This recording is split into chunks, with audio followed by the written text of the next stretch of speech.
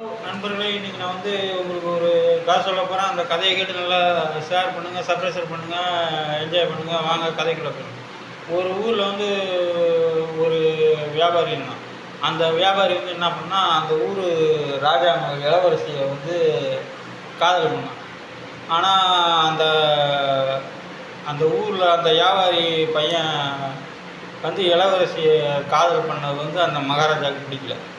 உடனே அவர் என்ன பண்ணுறது, இவனை உடனே அவர் மந்திரிக்கிட்டலாம் எல்லாம் கேட்டுட்டு உடனே ராஜா ஒரு ராஜா இந்த அந்த மலைக்கு அந்த பக்கம் ஒரு நாகமல்லின்னு பூக்கும், அதை போய் பறிச்சுட்டு வர சொல்லுங்கள். அதை பறிச்சுட்டு வர்றதுக்குள்ளே அங்கே உள்ள நாகங்க அவனை பற்றி கொண்டுரும் அப்படின்ட்டு.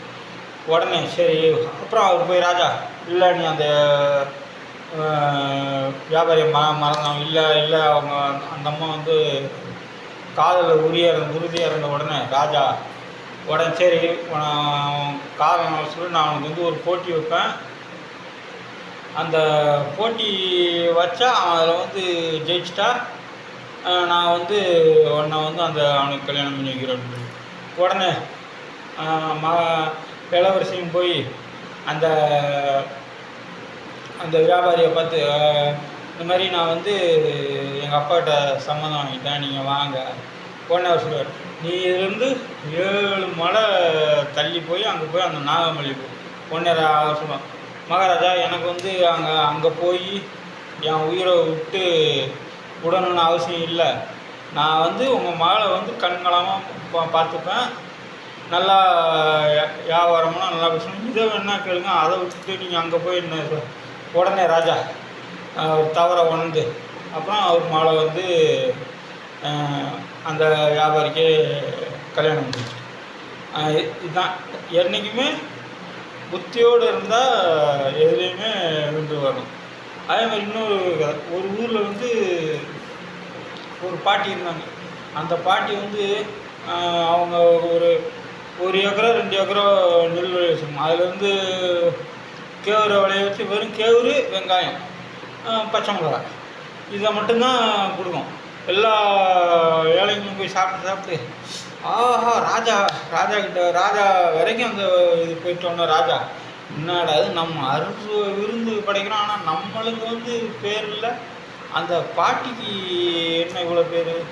சரி நம்ம மந்திரியாரே நீங்கள் நாங்கள் இன்னும் 2 பேர் போகிறோம், போய் அது அப்படி என்ன தான் இருக்குதுன்னு பார்த்துட்டு வருவோன்னு அவங்க 3 பேர் போயிருக்காங்க. உடனே அந்த பாட்டிக்கிட்ட போய், பாட்டி நாங்கள் வந்து வழிபோக்கருங்க, எங்களுக்கு வந்து உணவு கிடைக்க மாட்டேருக்காங்க. உடனே பாட்டி பார்த்துருச்சு, ஓ இவங்க ராஜா. உடனே இல்லைப்பா இன்னும் ரெடியாகலாம், நீங்கள் என்ன பண்ணுறீங்க, இந்த தோட்டத்திலலாம் சுற்றி பார்த்துட்டு வாங்க, வந்தவங்க வந்து அப்புறம் சாப்பிடுங்க அப்படின்னு. உடனே இவங்களும் அதேமாரி தோட்டத்திலலாம் சுற்றி பார்த்துட்டு வந்து பாட்டி இப்போ உட்காருங்க உங்களுக்கு தரேன். உடனே ஒரு வெங்காயம், அருமையாக இருக்குது, பாட்டி உங்கள் கைவண்ணம் தான் பாட்டி அப்படின்னு. கைவண்ணம்லாம் இல்லைப்பா, எப்பயுமே ஒரு நல்லா உழைச்சிட்டு வந்தால் வயிறு வந்து கபன்னு பசிக்கும். அப்போ வந்து எந்த சோறுனாலும் நல்லாயிருக்கும். அதுதான் இதோட சூட்சம். உடனே அந்த பாட்டியை பாராட்டி, பாட்டிக்கு வந்து இனிமேட்டு ஏழைங்களுக்கு உங்களுக்கு உணவு போட நான் வந்து பணம் தரேன் அப்படின்னு. இல்லை எனக்கு பணம் வேண்டாம், இந்தமாரி இந்த தோட்டத்தில் விளையிறதுலேயே நான் ஏழைங்களுக்கு போடணும். ராஜா உடனே அந்த பாட்டியோட வள்ளல் குணத்தை பாராட்டி நன்றி சொல்லிவிட்டு ஒரு 100 பொற்காசம் மட்டும் கொடுத்துட்டு வந்துடுவார். நன்றி, வணக்கம்.